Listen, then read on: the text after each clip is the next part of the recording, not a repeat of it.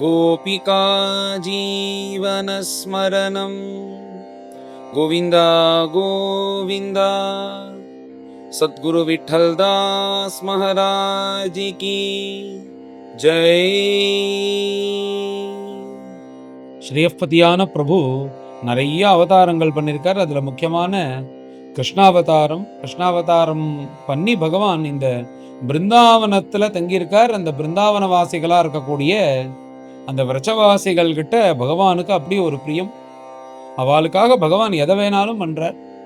அப்படி இருக்கும் பட்சத்தில் இந்த இந்திரயாகத்தை தடுத்து கோவர்தனத்துக்கு பூஜை பண்ணணும் சொன்ன உடனே அவளுக்கும் பகவான் கிட்ட அப்படி ஒரு பிரியமா இருக்கிறதுனால பகவான் சொன்னதை அப்படியே செய்கிறார்கள். இந்திரனுக்கும் கோபம் வந்து மழையை பெய்ய வச்சு அந்த கோபத்திலேருந்து எதுவுமே அந்த கோபத்தினால இவாளுக்கு எந்த ஆபத்தும் வரக்கூடாதுன்றதுனால கோவர்தனத்தை தூக்கி பகவான் இந்த விரஜவாசிகள் எல்லோரையும் காப்பாத்தி, என்ன ஆச்சரியம்னா எந்த கோவர்தனத்துக்கு பூஜை பண்ணாலும் அந்த கோவர்தனம் தான் சகாயம் பண்ணது போல இருக்கணும்ன்றதுக்காக மற்றவை எதுவும் தூக்காதபடிக்கு அந்த மலையே தூக்கி பகவான் இவாளுக்கு அதை கொடையாக பிடிச்சி இதுதான் அவளை காப்பாத்தினதன் போல அந்த எண்ணத்தை வர வைக்கணுன்றதுனால அந்த கோவர்தனத்தை தூக்கினாராம் பிரபு. அப்படி தூக்கி அந்த விரஜவாசிகள் எல்லோரையும் காப்பாத்திட்டு இப்படி பிருந்தாவனத்துல வசிச்சுன்னு இருக்கும்போது இந்திரனுக்கு ரொம்ப பயம் வந்துடுது. இந்த மனுஷனா இருக்கக்கூடிய இந்த கிருஷ்ணனால என்ன பண்ண முடியும்? தான் தேவன்னு பகவான் மாயையில மாட்டிக்கொண்டுதானே இப்படி தப்பு பண்ணினா. இப்பயோ பகவானுக்கு அலட்சியம் படுத்தி பகவானுக்கு அபச்சாரம் படுத்தினா கூட பரவாயில்ல. இங்க இவனை பகவான் மேல உள்ள கோபத்துல மேகங்கள்லாம் வருஷிச்சு பகவத் பக்தர்களா இருக்கக்கூடிய அந்த கோபர்கள், நந்தகோபன், யசோதா, கோபிகைகள் எல்லோருக்கும் ஆபத்து கொடுத்ததுனால இப்படியே நம்ம சொர்க்கத்துல உட்காந்துட்டு இருந்தோம்னா பகவான் கோபத்துக்கு ஆளாயிடுவோம்னு சொல்லிட்டு ஐராவதத்து மேல ஏறி கொண்டு காமதேனுவும் கூட அழைச்சின்னு வராராம். மேல கோவிந்த பட்டாபிஷேகம் பண்ணணும் அப்படின்ற ஒரு ஆசையில காமதேனு தன்னுடைய வத்சங்களோட தன்னுடைய கண்ணுக்குட்டிகளோட காமதேனும் கிளம்பி வரா. ஏன்னா அந்த கோக்களை மேய்த்து தானே பகவான் கோசம்ரக்ஷணத்தை தானே கிருஷ்ணாவதாரத்துல காண்பிச்சார். அதனால கோரூபியா காமதேனுவாக சொர்க்கலோகத்துல இருக்கிற அந்த சுரபியா இருக்கக்கூடிய அந்த பசுமாட்டையும் அழைச்சிண்டு அந்த பசுமாட்டினுடைய கன்றுகளா இருக்கக்கூடிய நந்தினி தேனு எல்லாத்தையும் அழைச்சிண்டு ஐராவதத்து மேல எல்லா தேவர்களத்தோட சேர்ந்துண்டு எல்லா தேவர்களோடு கூட இந்திரன் வந்து நேரா பிருந்தாவனத்துக்கு வந்து கிருஷ்ணன் எங்க இருக்காரோ நேரா வந்து நமஸ்காரமே பண்றானாம் கிருஷ்ணனுக்கு. அது நமஸ்காரம் பண்ணி அவனுடைய கிரீட்டம் பார்த்தா அந்த எல்லா வஜ்ரங்களும் பதிச்ச கிரீட்டம் ஜொலிக்கிறதாம். அப்படியே தேஜோவந்தமாக அந்த தேவேந்திரனா இருக்கக்கூடிய இந்திரன் வந்து நமஸ்காரம் பண்ணி சாஷ்டாங்கமா நமஸ்காரம் பண்ணி தன்னை மன்னிக்கணும்ன்றது போல அத்தனை தேவர்களையும் ஐச்சன் வந்து கிருஷ்ணனுடைய திருவடியில விழறான் இந்திரன். பகவானை நன்கு நமஸ்கரித்து விட்டு எழுந்து நின்றுண்டு தான் பண்ணின தப்ப உணர்ந்து பகவான்னு தெரிந்து கொண்டு பகவான் மாயையில மாட்டிக்கொண்டு இப்ப தப்பு உணர்ந்ததுனால மேல பிரபுவை பார்த்து இந்திரன் ஸ்தோத்திரம் பண்றான். பிரபு, நீங்க எப்பேற்பட்ட கருணாமூர்த்தி. பொதுவா உங்களுக்கு கோபம் வந்ததுன்னா யாரா இருந்தாலும் சரி அவன் கூட சண்டை போட்டு அவனை சிரச்சேதம் பண்ணி அவனை சம்ஹாரம் பண்ணிடுவேன். ஆனா என் விஷயத்துல நீங்க என்ன பண்றீங்கன்னா கோபம் வந்து கூட என்கிட்ட கோபிச்சுக்காதபடிக்கு இந்த விரஜவாசிகளை காப்பாத்தி நீங்க வந்து இப்படி ஒரு செயல் செய்யலணும்.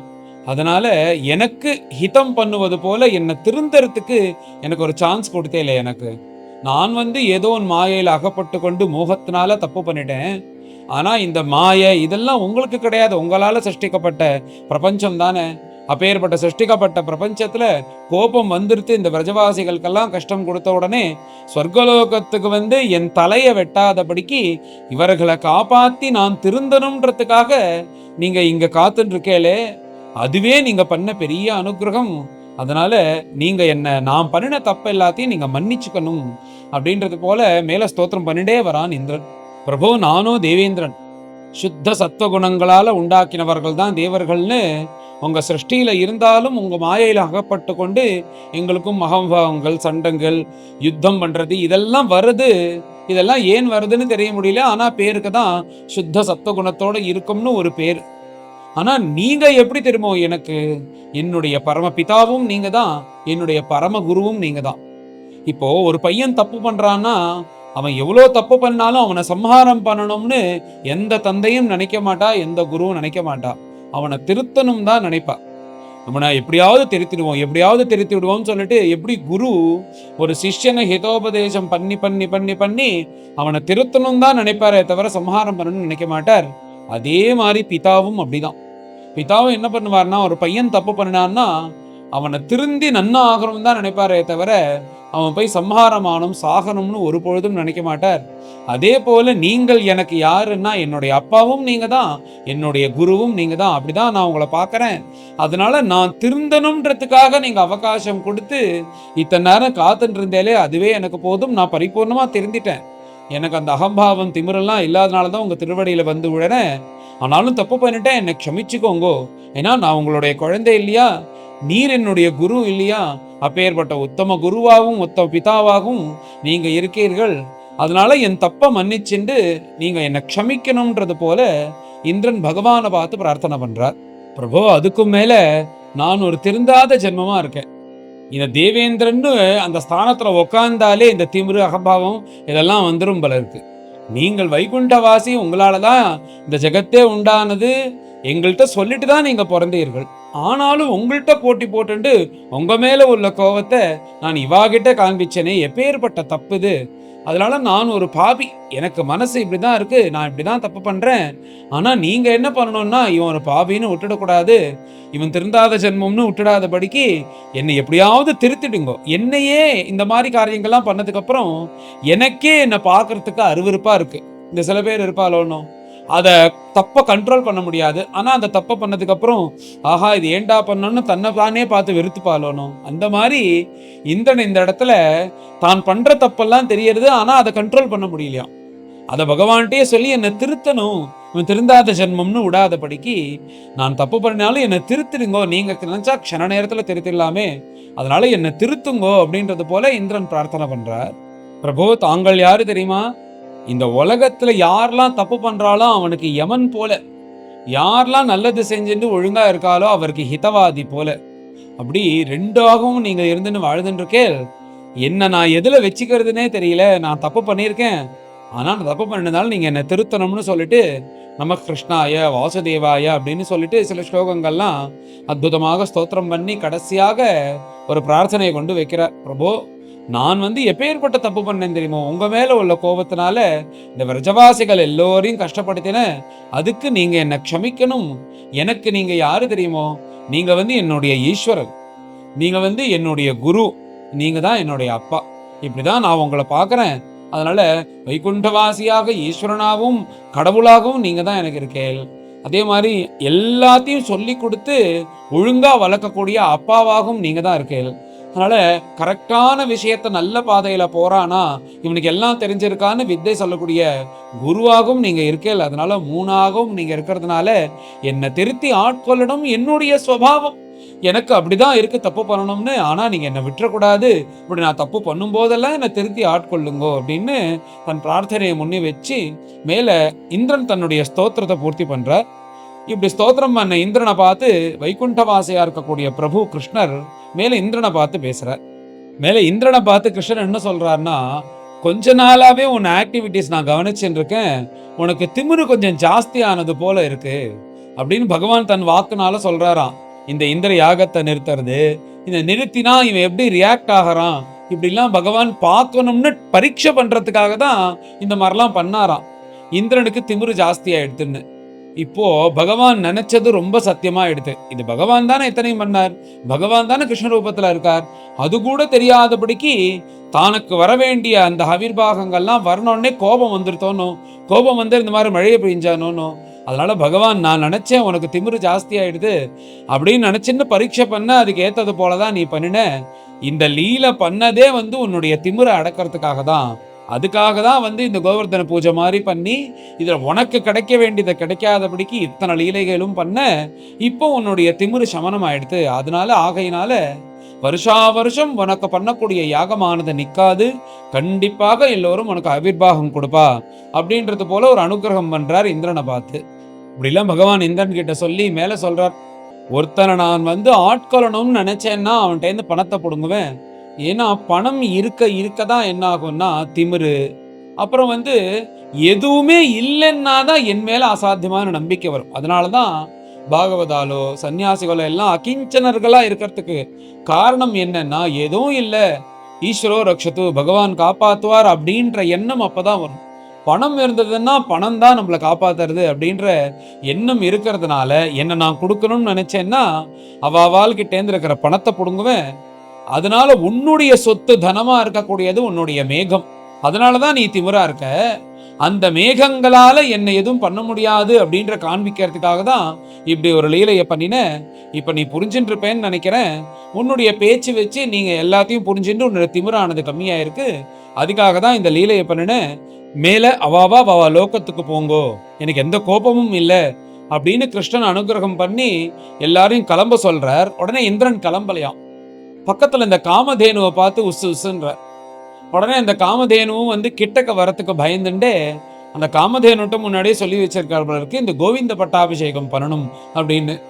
உசு உசுன்ன உடனே அந்த காமதேனுவும் கிளம்பி வரா. ஆனா கிருஷ்ணட்ட வரத்துக்கு கொஞ்சம் பயந்துட்டே கிருஷ்ணட்ட நின்ன உடனே, கிருஷ்ணர் என்ன விஷயம் அப்படின்னு கேட்ட உடனே, இல்ல, இந்த தேவர்களுக்கு இந்திரன் தேவேந்திரன், ஆனா எனக்கு என்னுடைய கன்றுகளுக்கு இந்த தேவேந்திரனுக்கு, இந்த தேவேந்திரன் ஆசிரியிச்சிருக்கிற அத்தனை தேவர்களுக்கும் பாகவதர்களுக்கும் இங்க இருக்கக்கூடிய அத்தனை பசுக்களுக்கும் நந்தகோபனுக்கும் யசோதனுக்கும் அப்புறம் கோபிகைகளுக்கும் கோப குழந்தைகளுக்கும் கோபர்களுக்கும் பிருந்தாவனவாசிகள் எல்லோருக்கும் நீங்கள் தான் இந்திரன். இந்திரன்றது ஒரு பட்டம் தானே, இந்திரன்றது ஒரு பட்டம். அதனால நீங்க தான் இந்திரன், நாங்கள்லாம் பசுக்கள். நீங்க இந்த பூலோகத்துல கோசம்ரக்ஷணம் பண்ணி கோசம்ரக்ஷணத்தினுடைய மகாத்மியத்தை சொன்னதுனால இப்ப நான் காமதேனுவா இந்த கோ ரூபத்துல தானே சொர்க்கத்துல இருக்கேன். அதனால உங்களுக்கு கோவிந்த பட்டாபிஷேகம் பண்ணணும் அப்படின்னு ஆசையா இருக்கு. அப்படின்னா என்ன அர்த்தம்னா, கோவிந்திரஹா, கோவிந்திர பட்டாபிஷேகம் தான் அதுக்கு அர்த்தம். கோவிந்திரஹா அப்படின்னா என்ன அர்த்தம்னா, தேவானாம் இந்திரஹா தேவேந்திரஹா, கவாம் இந்திரஹா கோவிந்திரஹா. அங்க கோவிந்திரஹான்னு இல்லாதபடிக்கு கோவிந்த பட்டாபிஷேகம்னு ஏன் சொல்றோம் அப்படின்னா, பரோட்ச பிரியா இவகி தேவாகான்னு தேவர்கள் எல்லாம் நேராக கூப்பிடாதபடிக்கு பரோட்சமா கூப்பிட்டா அவளுக்கு சந்தோஷம். அதனால கோவிந்திரஹான்னு இல்லாதபடிக்கு கோவிந்தஹான்னு அந்த பெயரானது மாறினதுன்னு சொல்லிட்டு இந்த கோவிந்த பட்டாபிஷேகம் பண்ணணும்னு எனக்கு ஆசையா இருக்கு.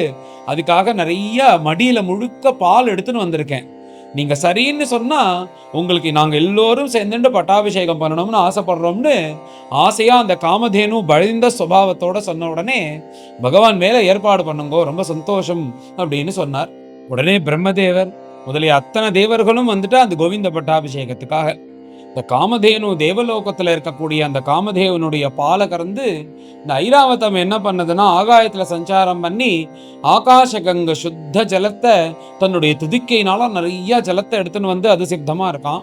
நிறைய குடங்குடமாக பாலை கறந்து, காமதேவனுடைய பாலை கறந்து எல்லா தேவர்களும் சித்தமாக இருந்து பகவான் ஒரு சிம்மாசனத்துல உக்காத்தி வச்சு இப்படி கோவிந்த பட்டாபிஷேகம்னு அந்த காமதேனுலேருந்து கறந்த அந்த பாலை வச்சுண்டு தேவேந்திரன் பிரம்மதேவர் எல்லோரும் தேவர்கள் எல்லாம் கிருஷ்ணன் மேல இப்படி பாலாபிஷேகம் பண்ணுவது போல பட்டாபிஷேகம் பண்றா. அந்த ஐராவதமும் தன் துதிக்கையினால ஜலத்தை கொண்டு சுத்த ஜலத்தை அப்படி எல்லா இடத்துலையும் வீசுறது. பகவான் மேலேயும் அந்த ஜலமானது பட்டு அந்த பால் அதெல்லாம் சேர்ந்து கொண்டு அந்த பிரவகிச்சு ஓடினது. இப்படி கோவிந்த பட்டாபிஷேகம் தேவர்கள்லாம் பகவானுக்கு பண்ணினா, அந்த சமயத்துல என்ன ஆச்சரியம்னா, பூமியில இருக்கக்கூடிய அத்தனை பொக்கிஷங்களும் வெளியில வருதான். இந்த பசுமாடு அத்தனை பசுமாடும் இருக்கணும், அங்க இருக்கிற அத்தனை பசுமாடும் யாரும் போய் கறக்கணும்ன்ற அவசியமே இல்லாதபடிக்கு அந்த மடியிலேந்து தானா பால் சுரக்கிறதா. எல்லோரும் சந்தோஷமா இருக்கட்டும், இந்த பாலை அனுபவிச்சுட்டு, இந்த பாலுக்காக தானே நம்ம இப்படி எல்லோரும் சம்ரக்ஷணம் பண்ணிட்டு இருக்கா. அந்த பால் இவ கஷ்டப்பட்டு கறக்கணும்ன்ற அவசியம் இல்லை, எல்லோரும் அந்த பால் வருது, எல்லோரும் சந்தோஷமா இருக்கட்டும்னு உலகத்துல இருக்கிற அத்தனை பசுமாடுகளும் கறக்காமையே பால் கொடுத்தது. அதே போல விருட்சங்கள் எல்லாம் என்ன பண்ணுதுன்னா, நன்னா பழுத்திருக்கிற பழத்தை அது கீழே உழுந்து நசுங்காதபடிக்கு எல்லா விருட்சங்களும் எல்லோரும் சந்தோஷமா சாப்பிட்டோம்னு அந்த விருட்சங்களேந்து பழங்கள் விருட்சங்கள் கொடுத்தது. அடுத்தது சமுத்திரத்துல இருக்கிற ரத்னங்கள் எல்லாம் கஷ்டப்பட்டுதான உள்ள போய் தேடி எடுக்க வேண்டியிருக்க ரத்னத்தை, அது அலைகள்னால உள்ளேந்து கொண்டு சமுத்திரம் கரையில போடுறதா எல்லாரும் எடுத்து சந்தோஷமா இருக்கட்டும்னு. அப்புறம் இந்த மலைகள்லாம் என்ன பண்றதுன்னா, தன்கிட்ட அடியில தானே இந்த தங்கம் வெள்ளி இந்த மாதிரி விஷயத்தெல்லாம் அரிதான இந்த மினரல்ஸ் எல்லாம் வச்சுட்டு இருக்கு. அது மலைகள்லாம் கரையில் மேலே கொண்டு வந்து கொடுத்துட்டு தான் எல்லோரும் சந்தோஷமா வச்சுக்கிட்டோம்னு. அப்படி இந்த உலகத்துல இருக்கிற அத்தனை பொக்கிஷங்களும் என்ன பண்றதுன்னா, இந்த கோவிந்த பட்டாபிஷேக சமயத்துல எல்லோரும் சந்தோஷமா இருக்கணும், நாம ஒண்டி இதை வச்சுட்டு இந்த சந்தோஷமா இருக்கிறதுக்கு பதிலாக எல்லோருக்கும் கொடுப்போம்னு சிரமப்படாதபடிக்கு அத்தனை வஸ்துக்களும் அத்தனை வஸ்து வச்சுன்னு இருக்கிற அவைகளும் கொடுத்தது அப்படின்னு சொல்லிட்டு இந்த இடத்த பிரம்மனிஷ்டால் வர்ணிக்கிறார். இப்படி பகவானுக்கு கோவிந்த பட்டாபிஷேகம் பண்ணி வைத்து இந்திரன் பரம சந்தோஷத்தோட ஆனந்தத்தோட பகவானுக்கு நமஸ்காரம் பண்ணி பிரம்மதேவன் இந்திரன் ஐராவதத்துல மேலே ஏறிக்கொண்டு அத்தனை தேவர்களோட சேர்ந்துண்டு அவாவா தன்னுடைய ஸ்வஸ்தானத்துக்கு போனான்னு சொல்லி இப்படி இந்த கோவிந்த பட்டாபிஷேகத்தை அற்புதமாக பிரம்மனிஷ்டால் இந்த அத்தியாயத்துல வர்ணிக்கிறார். இந்த கோவர்தனோத்தாரண லீல இந்த சரித்திரமே பார்த்தா இந்திரனுக்கு அந்த சமயத்துல ஏதோ திமிரா சுத்தி நின்றுருக்கான், ஏதோ ஒரு காரணம். அந்த காரணத்தை அறிந்து கொண்ட பகவான் இவன் திமிரா இருக்கானான்னு முதல்ல பரீட்சை பண்றார். பரீட்சை பண்ணும்போது திமிரா இருக்கான்னு தெரிஞ்சிருத்து, அதனாலதான் மழையை வர வச்சான். அதெல்லாம் அவனுடைய கர்வபங்கம் பண்றதுக்காக தான் பகவான் இந்த கோவர்தன லீலையை பண்ணி இப்படி எல்லோருக்கும் நாம் எல்லோரும் இந்த கோவர்தனோத்தாரண லீலைய இந்திரன் திமிருப்பட்டதுனால அவனுக்கு க்ஷேமமோ இல்லையோ, நம்மள மாதிரி பக்தர்கள் எல்லோருக்கும் இப்படி பகவான் கோவர்தனத்தை தூக்கி இப்படி அந்த பக்தர்கள் எல்லாம் காப்பாத்தின லீலை. அப்புறம் அந்த கோவர்தனத்தை பிரதட்சணை பண்ணி பரிக்கிரமா பண்ணி இப்படிலாம் பண்ணணும்னு பகவான் காண்பிச்சதெல்லாம் அந்தனுடைய அந்த சமயத்துல இந்திரனுடைய இந்த கர்வத்தினால நமக்கு க்ஷேமம் கிடைச்சது. இப்படி அற்புதமான ஒரு கோவர்தனடியில இந்த கோவிந்த பட்டாபிஷேகத்தோட பிரம்மனிஷ்டால் இந்த அத்தியாயத்தை பூர்த்தி பண்ணார். மேலே எல்லோரும் கலந்து இந்த அத்தியாயத்தை பாராயணம் பண்ணுவோம். அத சப்தவிம்சோऽध्यायः ஸ்ரீசுக உவாச கோவர்தனே धृते शैल आसाराद्रक्षिते व्रजे गोलोकादाव्रजत्कृष्णं सुरभिः शक्रयेव च विविक्त उपसंगम्य व्रीडितः कृतहेळनः पस्पर्शपादयोरेनं किरीटेन अर्कवर्चसा दृष्टश्रुतानुभावोऽस्य कृष्णस्य अमिततेजसः नष्टत्रिलोकेशमद इन्द्र आगकृताञ्जलिः इन्द्रोवाच विशुद्धसत्त्वं तव धाम शान्तं तपोमयं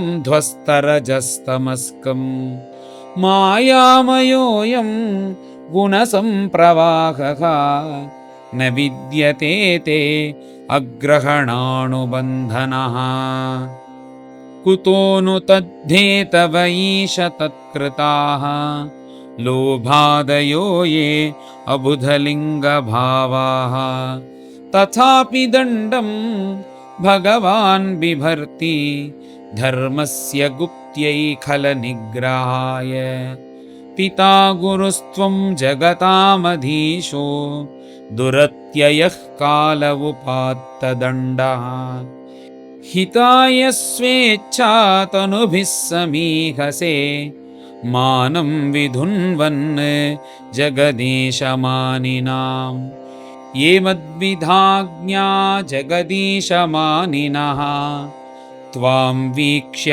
काले अभयमाशु तन्मदं हित्वार्यमार्गं प्रभजन्ति अपस्मया ईहा खलानामपि ते अनुशासनं सत्वं ममैश्वर्यमदप्लुतस्य कृतागसस्ते अविदुषः प्रभावं क्षन्तुं प्रबोधार्हसि मूढचेतसः मैवं पुनर्भूत मतिरीश मे असति तवावतारोऽयमधोक्षजेग स्वयंभराणाम् उरुभारजन्मनां चमूपतीनाम् अभवाय देवा भवाय युष्मच्चरणानुवर्तिनां नमस्तुभ्यं भगवते पुरुषाय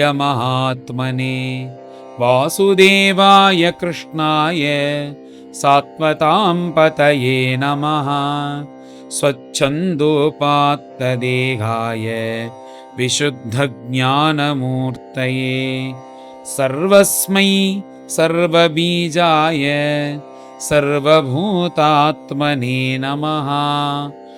मयेदं भगवन् गोष्ठनाशायासार